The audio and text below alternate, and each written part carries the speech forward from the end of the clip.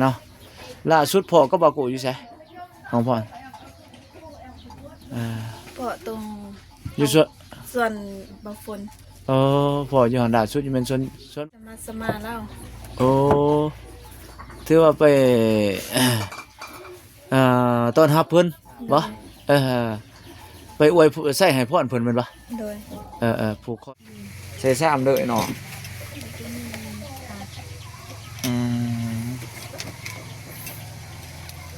วงน้องพ่อนช่วยเขา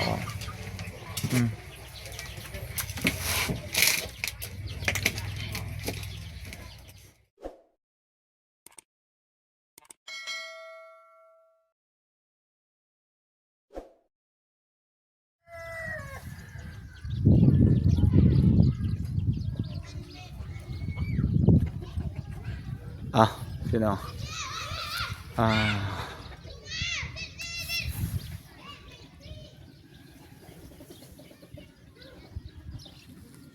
มาอยู่เพื่อนน้อง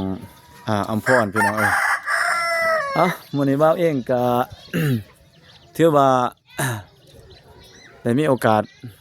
มาเยี่ยมยามน้องเพิ่นอีกเนาะน้องสาวน้องอัมพรอีกเทื่อนึงพี่น้องหลังจากที่ น้องอัมพรก็เลยไปร่วมเนาะ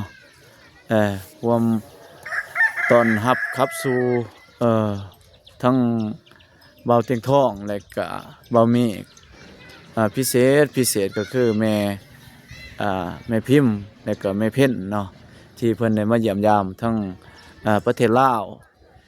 และก็ยัง ไปร่วมแจกเครื่องนำพาทีมงานไปแจกเครื่องแจกของเฮ็ดบุญเฮ็ดทานพี่น้องเอากราบทักทายสบายดีเด้อพ่อแม่พี่น้องFC ที่น่าฮักเบิดสุคนเนาะบ่ว่าอยู่ไกลพี่น้องอยู่ภายใน และก็ต่างประเทศก็ยินดีต้อนรับเข้าสู่สองบ่าวผู้วงชาแนลคือเก่าพี่น้องวันนี้บ่าวเองก็สิพาพี่พาน้องมาเยี่ยมยามน้องอัมพรว่า เพิ่นอยู่เฮือนอยู่ซ่านบ่พี่น้องหรือว่าเพิ่นมีเวียกไปหัวไปสวนหรือว่าไปไสสิพาพี่พาน้องไปเบิ่ง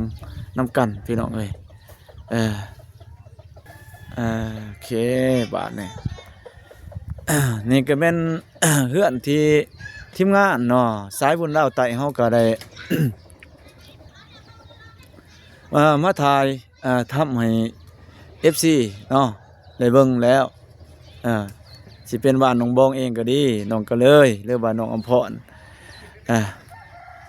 บ้านนี้บ่าวเองก็สิไปพาพี่พาน้องไปเยี่ยมไปยามน้องเพิ่นว่าเพิ่นเป็นจังไดอยู่นี่มีแฮงบ่ไปพี่น้องพาพี่พาน้องไปผ่าน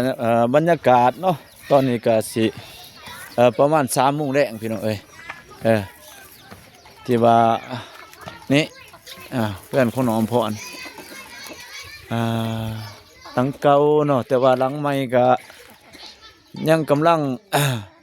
คอยทยอยเนาะเฮ็ดไปเท่าเด็กเท่าน้อยพี่น้องโอ้ว่าน้องอัมพรเพิ่น อยู่บ่หรือจังไหนสิพาพี่พาน้องขึ้นไปเยี่ยมยามน้องอัมพรก็ได้ถามพ่อของน้องอัมพรว่าเพิ่นอยู่ว่าซั่นนี่เห็นเพิ่นแล้วพี่น้องพ่ออนุญาตขึ้นเฮือนน้องอัมพรเด้อพี่น้องพี่น้องอัมพรคือคนกลุ่มโยมพรไปดีน้องอัมพรโดยสบายดี เฮ็ดหยังล่ะโอ้ขึ้นหนึ่งเขาเตเว่นแถมพรนี่น้องอัมพรพี่น้องเพิ่นก็กำลังหนึ่งเขาอยู่ขออนุญาตไปเบิ่งว่าน้องอัมพรกำลังหนึ่งเขาอยู่พี่น้องพอดีมันก็ช่วงแรงเนาะอัมพรเนาะถือว่ากาเกียมก็สิประมาณนี้พี่น้องน้องอัมพรก็ได้ก็ถือว่าอยู่กับจนดึกได้พี่น้องน้องอัมพรก็ได้บ่เจ็บตาบ่อัมพรคือว่าควันแตกเว้ยแซ่บ นี่แต่ควันแน่เพราะว่าเฮาลังฟื้นเนาะนี่แหละพี่น้องเอ้ย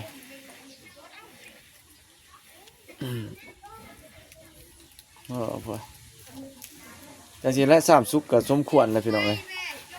คันว่าเองนี่บ่ไหวแล้ว โดย เพราะว่าเฮาบ่ลึกเด้สู้บ่ไหลแล้วเจ็บตาเฮาก็ได้แต่ว่าน้องอำพรนี่ก็โอเคอยู่เพิ่นว่าเพิ่นดึกเลยเนาะอำพรเนาะก็อยากเจ็บแน่เอ้าบ่มีหยังมาตอน้องอำพรซื้อน้ำบ้านมาให้เพิ่นพี่น้อง ได้ เอ้ย เด้อ น้ำบ้านน้ำบ้านทั้งลาวเฮาเนาะ โดย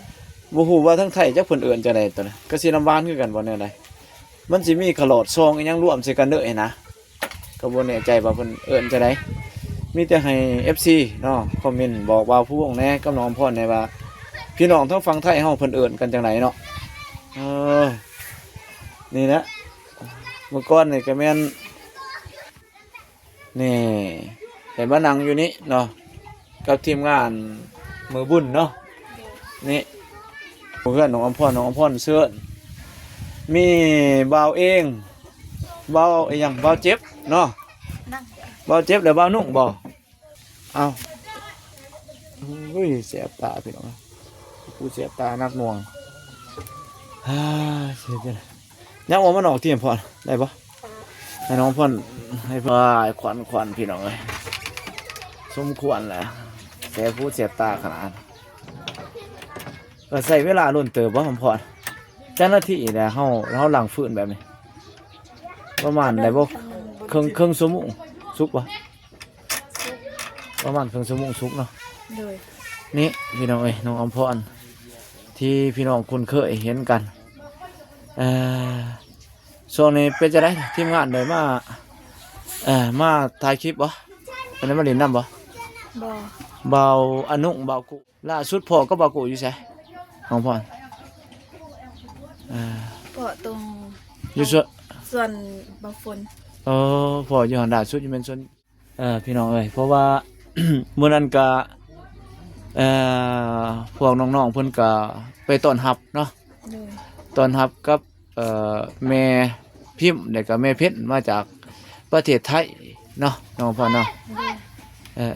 คือว่าเพิ่นเฮ็ดอีหยังแหน่เฮ็ดหยังแหน่ไปเราขึ้นเจ้าหน่อยได้บ่เรื่องแม่เพชรแม่พิมพ์แม่เพชรก็แม่พิมพ์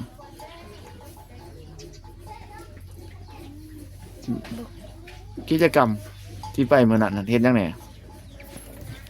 ไปสมาเล่า โอ้ถือว่าไปต้อนรับเพิ่นบ่ไปอวยใส่ให้พรเพิ่นแม่นบ่ โดย ผูกคอเนาะก็บ่มีหยังหลายทางบ้านเฮาเนาะมีแต่เฮ็ดประมาณส่ำนั้นแหละพี่น้องเอ้ยไว้ใส่ให้พรกันก็กินข้าวร่วมซะบ่ขี้ร่วมกันเบิดเนาะ โดย วันนั้นก็ใช้เวลาเลิกเติบแล้วจังเลิกละกันวันนั้นพี่น้องเอ้ย ประมาณ10 โมงพุ่นบ่สิประมาณ10 โมง11 โมงพุ่นแหละพี่น้องเอ้ย 10 โมง กลางคืนพุ่นจังได๋จนว่าเว้าเตียงจนว่าไผก็อยากนอนหั่นแหละเนาะบ่สุขทุกคนเนาะ โดย ไผก็ว่าเอ้าก็สิโอเคแล้วบัดซั่นหนาวแน่อากาศบ่นั้นถือว่าเป็นจังได๋รู้สึกจังได๋ไปหาเพิ่นผู้รักผู้ใหญ่เพิ่นเคยเพาะกันบ่กับเรา บ่ ถือว่าเป็นครั้งแรกเนาะ โดย รู้สึกแนวใดที่ว่าในความรู้สึกโดยส่วนตัวนะว่าเฮาได้เพาะผู้รักผู้ใหญ่เพิ่นก็ ก็ดีใจ ดีใจเพิ่นก็เป็นจังได๋เพิ่นก็โอ้ร่มเป็นจังได๋เป็นกันเองบ่ โดย อบอุ่นเนาะค่อนข้างอบอุ่นเป็นเปรียบเหมือนคือพ่อคือแม่เนาะ โดย เป็นพ่อแม่ผู้ที่2หั่นแหละที่ว่าเพิ่นมาเพิ่นก็ดีใจ เห็นทีมงานและก็พวกน้องๆได้ไป สมานสามัคคีกันตอนรับเพิ่นก็เดินทางมาไกลเด้เฮาก็เว้าเองก็ มื้อนั้นปกติแล้วก็ไปแจกเครื่องคือเห็นในคลิปนั่นแหละขน้องอภรได้เบิ่งแจกเครื่องนำทีมงานเอาเตียงใส่บุญดาวไตแล้วก็พร้อมกับแม่ๆหั่นแหละ อยู่เมืองลักจึงเนาะลักจึงอยู่บ้านลากบ่ายก็บ้านลากย่าง2บ้านไปแจกเครื่องหลังจากกลับมาแต่พุ่นแหละจะว่าไปแม่กินข้าวสามัคคีอยู่เพื่อนเที่ยงบ่าวฝนแล้วก็ผมก็บ่าวกุนั่นแหละแล้วก็เว้าเองก็ขอโทษแม่ที่ว่าบ่ได้ต้อนรับขับสู่ตัวใดผิดพลาดประการใดก็ขอโทษขออภัยนำแม่เพิ่นเด้อแม่เอ้ยคันแม่เพิ่นได้เบิ่งคลิปบ่าววงนี่ก็ขอโทษนำที่ว่าบ่ได้ต้อนรับเป็นอย่างนี้แล้วก็บ่ได้ไปส่งหั่นแหละไปรับก็บ่ได้เป็นทางการปานใดพี่น้องเอ้ยก็เนื่องจากบ่าวเองก็เป็นข้าราชการก็แวงเวียกพี่น้องเอ้ยสละเวลาไปทั้งพุ่นแหน่แต่ก็ป้าทางการก็บ่ได้มันต้องมีเวียกทางการก็ต้องไปเฮ็ดภารกิจทางการพี่น้องเอ้ยแต่ก็วางจากตัวนั้นก็ญาติเวลาไปแจกเครื่องแจกของกับเพิ่นนั่นแหละทำบุญรวมกับเพิ่นก็ว่า มีโอกาสกับเพิ่นมาบัดนี้คันว่ามันถึกวันเสาร์วันอาทิตย์ก็สิไข่แหน่ก็สิได้ไปเต็มที่แต่ว่ามันก็ถึกวันการแหน่ก็ยากจังหน่อยแต่ว่าก็ได้สละเวลาไปก็จะว่าขอโทษแม่เพิ่นที่ว่าบ่ได้ไปส่งตอนเพิ่นมื้อเด้ขึ้นรถก็บ่ได้ไปส่งน้องพรไปบ่ บ่ บ่ได้ไปคือกันเนาะ เลย มีแต่น้องบองบ่ตามเห็นในคลิปมีน้องบองน้องเดิมประมาณนั้นแหละบ่าวโกะก็บ่มาเนาะเป็นจังได๋ล่ะบ่าวโกะคือว่าถ่ายคลิปไผก็เสียดีเด้เรื่องบ่าวโกะเนาะ เลย บ่ได้เบิ่งบ่บ่ได้เบิ่งคอมเมนต์บ่ได้เข้าไปติดตามบ่คันเว้าเรื่องทายน้องอำพรนี่ FC ก็คอมเมนต์ดีคอมเมนต์ดีพี่น้องเอ้ยอยากให้บ่าวโกมาหามาถ่ายนี่แหละถ่ายคลิปน้องอำพรเพราะว่าเพิ่นมักเพิ่นชื่นชอบเด้คอมเมนต์ในบ่าววงก็ว่าบ่าววงมาทำคลิปน้องอำพรบ่อยๆนะครับเพิ่นว่าพี่น้องเฮาทั้งไทยเด้ เลย อ่านคอมเมนต์ไปก็ดีใจเพิ่นมาเบิ่งเพิ่นมักเฮาเนาะ เลย อืม พี่น้องเอ้ยสิเฮ็ดจังได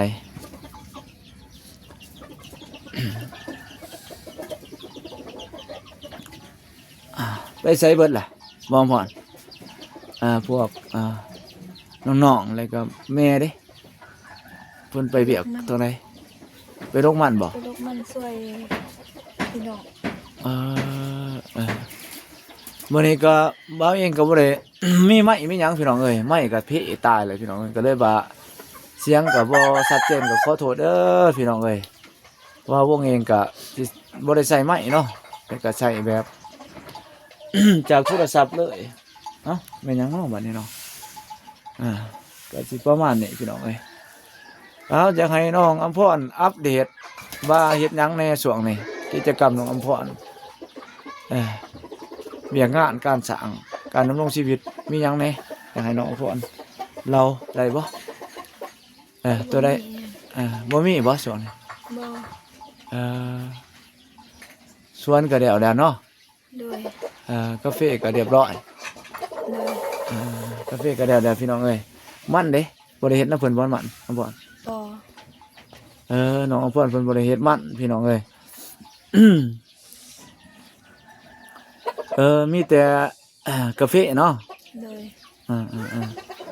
กาแฟ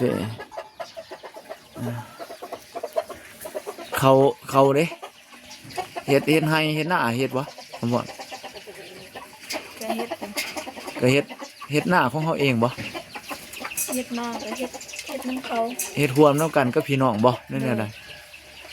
ได้หลายบ่ปีหนึงน้องอำพร ก็บ่หลาย ประมาณจักสอบกุ้มกินบ่ บ่ ก็ก็พอไหลกิน แต่ว่าหากบ่กุ้มเนาะ เลย โอ้ยเนาะพี่น้องมันก็ ก็ดีก็บ่เฮ็ดอยู่เนาะอำพรเนาะมีแนวเฮ็ดก็ดีกว่าบ่เฮ็ดพี่น้องเอ้ยมีหน้าก็ได้น้อยก็ยังดีกว่าบ่ไหลหยังหั่นนะก็บ่ได้กินไปมันเบิดก็ได้ซื้อเติมเนาะ เลย แต่ว่ามันก็ลดเกินว่าสามารถแบ่งเบาภาระไปหลายเติบเนาะเฮาบ่ได้ซื้อเบิดเด้จากที่ว่าเฮาเคยซื้อ20สอบเนี่ยก็สิซื้ออยู่10ปลายสอบจังซั่นเนาะแค่นี้ก็ลดเบิ่งจักหน่อยพี่น้องเอ้ย อืมและ ต่ออันนี้มานี่ก็ถือว่าก็มีคนหูจักน้องอมพรหลายขึ้นพี่น้องเอ้ยจากผ่านคลิปนี่แหละทั้งเบาเตียงเองทั้งเบาโก้เนาะแล้วก็ว่าเอานุ่งได้หลายๆคนนั่นแหละพี่น้องเอ้ยบ่าววงเองก็จะถือว่าก็ FC ก็หูจักน้องอมพรหลายขึ้นในรูปแบบตัวตนของน้องอมพรนั่นแหละก็ดีใจน้องอมพรที่ว่ามีคนดีใจบ่ที่ว่าเป็นคนดังในน้องอมพรนี่ดังเลยน้องอมพร เลย จักบอกว่าตัวเองดัง บ่ บ่ฮู้เนาะเราเพิ่นว่าบ่ฮู้พี่น้องเอ้ยเราเพิ่นเอ้ยได้เบิ่งอยู่บ่อันนั้นคลิปครับ ก็เบิ่ง ที่ว่าลงในช่องนั้นช่องนี้ได้เบิ่งบ่เบิ่งก็สิฮู้หั่นแหละเพราะว่ามันก็มีคอมเมนต์มาหลายๆเขามักบ่มักเขาก็เขียนลงเสียงหั่นแหละตำหนิที่ส้มกันหั่นนะก็สิประมาณนั้นก็ว่า มียอดวิวคนเบิ่งหลายแสดงว่าเขาก็มักหั่นแหละเนาะก็สิประมาณนั้น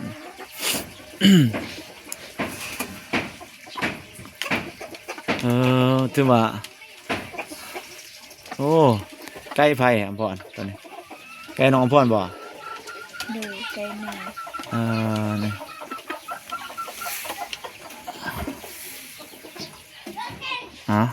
นี่แหละชีวิตน้องอำพรก็ช่วงนี้ถือว่าค่อนข้างบางงานบ่ เลย บ่มีเบียกเนาะ เลย คิดว่าน้องอำพรไปรับจ้างทำหยังถนัดจะบ่เรื่องรับจ้างอำพรหรือว่าไปเฮ็ดแหน่แล้วก็ส่วนใดก็เฮ็ดเวียกครอบครัวหรือว่ารับจ้างเป็นส่วนใหญ่ ก็ไปกันเฮ็ดเวียกตัวเองก็ไป เฮ็ดทั้งรับจ้างเฮ็ดทั้งเฮ็ดเวียกเจ้าของเองเนาะ เลย พี่น้องอำพรน้องอำพรก็ถือว่าเฮ็ดทั้งสองอย่างควบคู่กันไปคันว่าบางเวียกบ่มีเวียกครอบครัวก็ไปรับจ้างจังซั่นบ่ เลย พี่น้องเขาว่ามีเวียกครอบครัวก็บ่ได้ไปเนาะประมาณนั้นเนาะ เลย น้องพ่นก็บ่ได้ชวนเบาโก้มาเบาโก้เพิ่นก็บ่ได้ช่วงนี้ก็เพิ่นก็พอกันล่าสุดก็อยู่พุ่นน่ะก็เบาโก้คือกันกับน้องพรตอนน้องเบาโก้ไปแจกเครื่องแม่นเบาโก้ไปแจกเครื่องเพิ่นก็ทั้งพุ่นได้อันนั้นอีหยังแหละเป็นได้ภาษาเพิ่น ภาษา อีหยังแหละเพิ่นไปทั้งหลักจึงเพิ่นเบาก็เขาไหลเด้เบาโก้จักภาษาหยังเขาเอิ้นเตรียงบ่เพิ่นเอิ้นเป็นบ่ภาษาเตรียง บ่เป็น โอ้แล้วว่ามันขายคือกันบ่เพิ่นบ่ได้เว้ากับเจ้าบ่เคยเว้าภาษาใส่กันบ่ บ่ เออ ภาษาน้องภาษาการ์ตูนบ่รู้จัก โอ้กระตูเนาะ เลยภาษาต่าง ภาษามันเป็นภาษาเผ่าพี่น้องเอ้ยภาษาเผ่ากระตูแต่ก็เผ่าเตรียงเผ่ายุรุอีหยังเนาะมันมีหลายเผ่าเนาะ เลย เผ่าซวยเผ่าหยังก็เว้าต่างกันเบิดพี่น้องเอ้ยส่วนบ่าววงบ่ไล่แต่ภาษาลาวพี่น้องเอ้ยเป็นคนลาวลุมพี่น้องกะภาษาเผ่าบ่ไล่อันใดพี่น้องเอ้ย เลย ก็มาอยู่ทั้งบ้านห้วยลำนี่ก็หลายปีแหละมาอยู่แต่ปีเท่าไหร่2014 14 15ก็ห่วยเป็น10 ปีได้เลยปีนึงไง10 ปีแล้วก็บ่ไล่พี่น้องเอ้ยไล่ก็บังคับมันแหละจ้าไปซั่นแหละโจ้ไปซั่นแหละเนาะไปเนาะจ้าคือกันบ่กินข้าว คือกัน จ้าคือกันบ่ เลย ก็ภาษาพวกเบาอันนั้นเบาเจ็บก็ภาษาทุน เบาตูนเนาะ เลย ก็เบาพอเข้าใจปะเบากันมันเข้าใจกันอยู่แต่ว่ามีบางคำมันบ่คือกันเนาะ เลย ส่วนใหญ่ก็ขายคือเนาะภาษาน้องอมพรเอาไปให้น้องอมพรไปเบิ่งอันนั้นหม้อเขาสุกแล้วบ่จักไปเบิ่งก่อนเจ้าในไฟใหม่หม้อเขาอมพรในบ่ได้กินนะเว้ย องพ่อนไปเบิ่งก่อนพี่น้องว่าเพิ่นเป็นยังไงอ่ะสิลองไปเบิ่งจะได้โพสิโพสวยแล้วบ่ใครขึ้นบ้างบ่คนอ้ายทนทวนพี่น้องเลย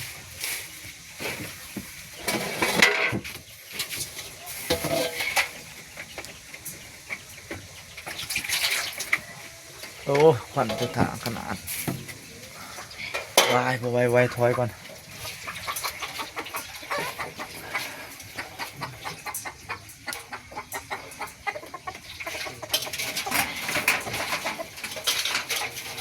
ฮะวิถีชีวิตเตือนมากกับลูกหนึ่งเขาแตงอยู่ขั้วกินนั่นแหละตามกุลสตรีแน่บอกยิ่งเล่าเฮาเนาะไม่ยิ่งเล่ากะสิละแม่เพื่อนแม่สร้างก็ต้องในเฮ็ดกิจกรรมตัวนี้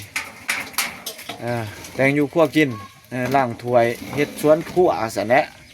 กันผู้ใดมีขอบมีครัวกะมีลูกมีเต่าก็เลี้ยงลูกเลี้ยงเต่าไปสันแหละพี่น้องเอ้ย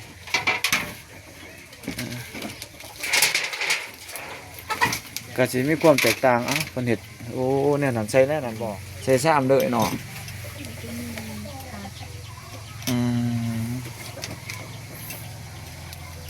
บางน้องพ่อนช่วยเขา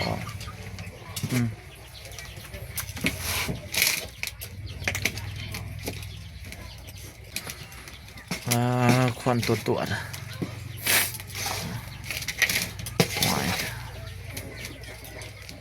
โอ้ตาแตกไปควันเข่าตา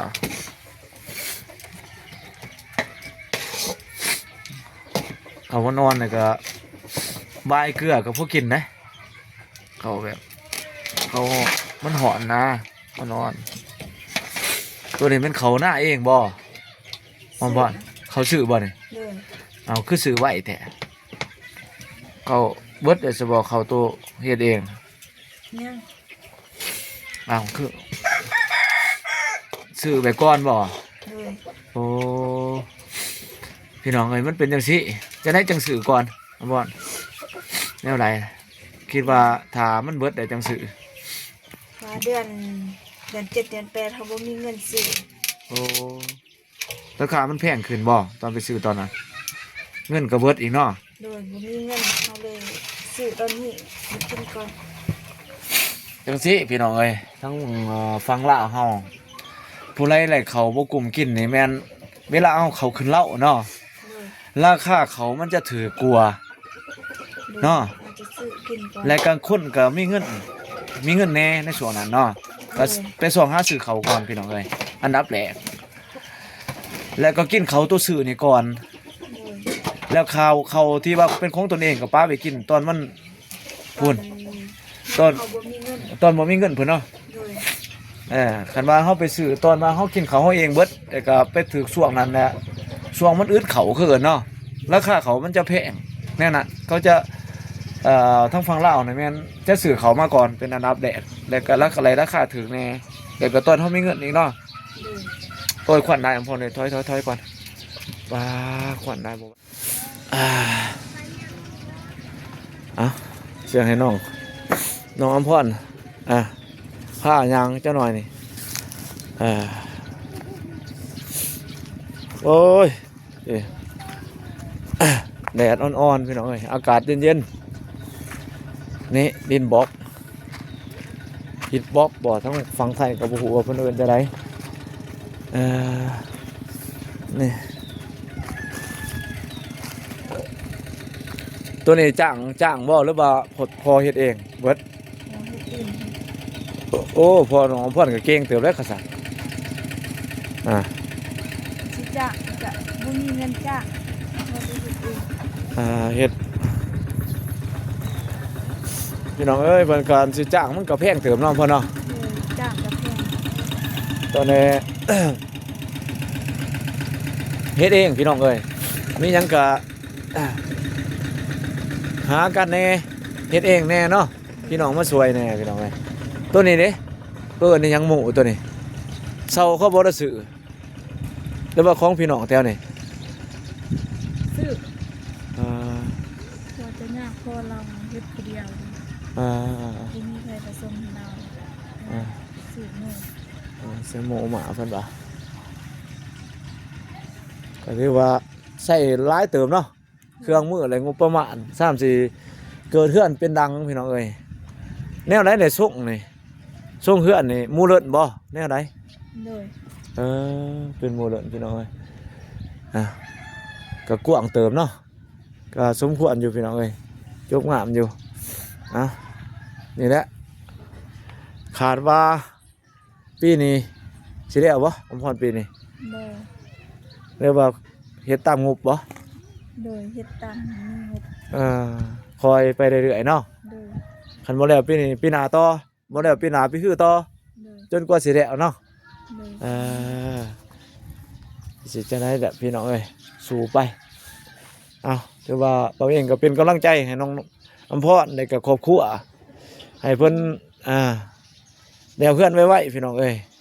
กาแฟเพิ่นก็ให้เป็นหมากรกๆนะในเงินได้หลายพอไ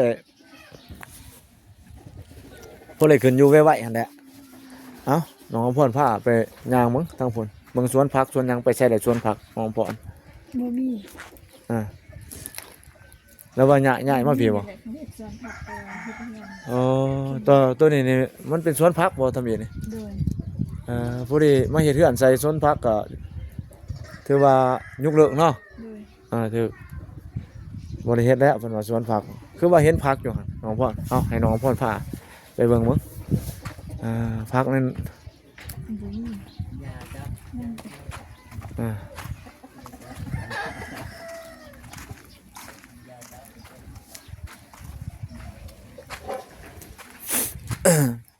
นี่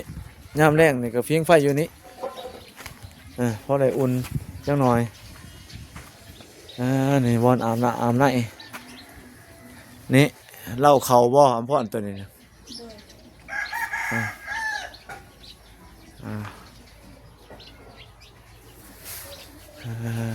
นี่มีนะมีแต่พักอีขู่ติ ผักคือ น้อยเดียวนี่นะพี่น้องเอ้ยส่วนน้องพ่อนยังเหลือซำนี้พี่น้องส่วนน้องพ่อนก็ได้วันนั้นเคยเป็นสวนพักก็ที่ว่าบ่มีแล้วเลยนี่น้องพ่อนเนาะ โดย ดินก็บ่แม่นสิกวางเนาะพ่อเนาะ โดย ดินนี่เพิ่นก็จัดสรรให้อยู่ในบ้านนี่แหละประมาณ10กว่าเมตรนี่ติเนื้อที่นี่สิประมาณเดียวกับเพื่อนน้องบองนี่เนาะเนื้อที่ครับบ่หลายเพราะล้มเพื่อนนี่แหละพี่น้องเอ้ยเสียจะได้มันบ่มีเนาะเสียจะได้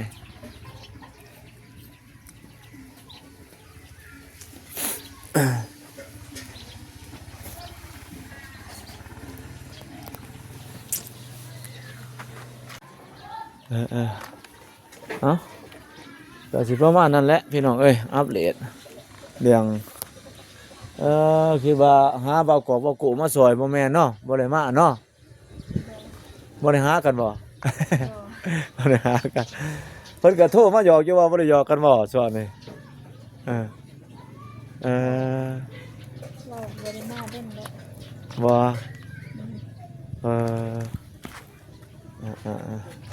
บ่ได้มาแล้วเพิ่นว่าสิแม่น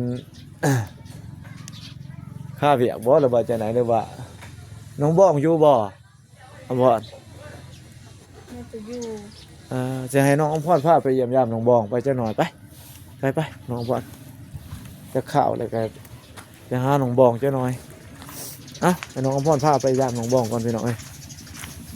เพราะว่าเพื่อนน้องอำพรกับเพื่อนน้องบ้องนี่ใกล้ๆกันพี่น้องเอ้ยแนมเห็นนี่แหละประมาณ4-50 เมตรเท่านั้นแหละเสียน้องอำพรนี่นากวนเด้อเพื่อนน้องอำพรนี่สระกวนนี่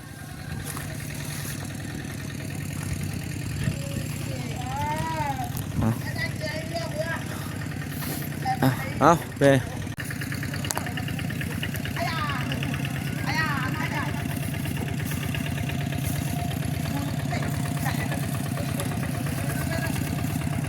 โอ้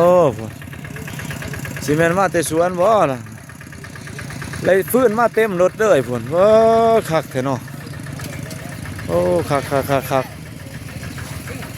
เบิดแล้วดูเก็บเกี่ยวอะไรก็แม่น เอาหูอันนั้นแหละเอาฟื้นเขามาลัง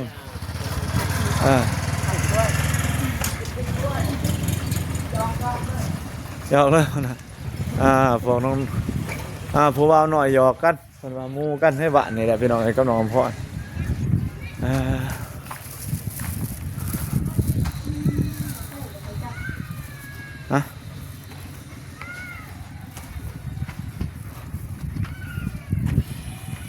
เอิ้นมั้งอยู่บ่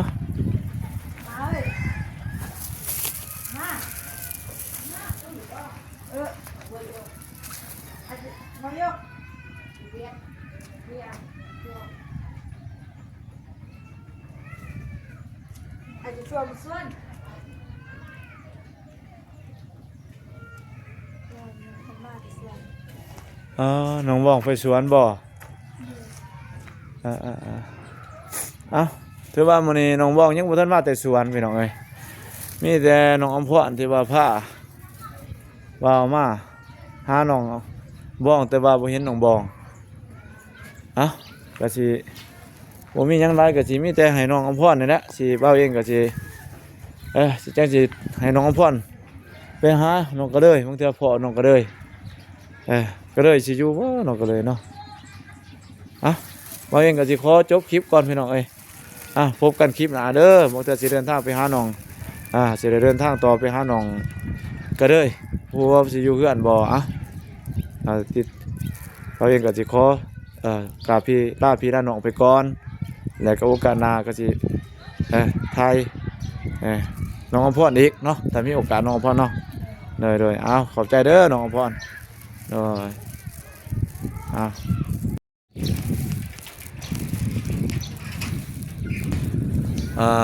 ป้อนกับพวกเขาตาไปเยี่ยมยามน้องอำพรพี่น้องเอ้ยวันหนึ่งเขากับควัดแน่พี่น้องเอ้ยมาเองก็ขอบใจเด้อขอบคุณFC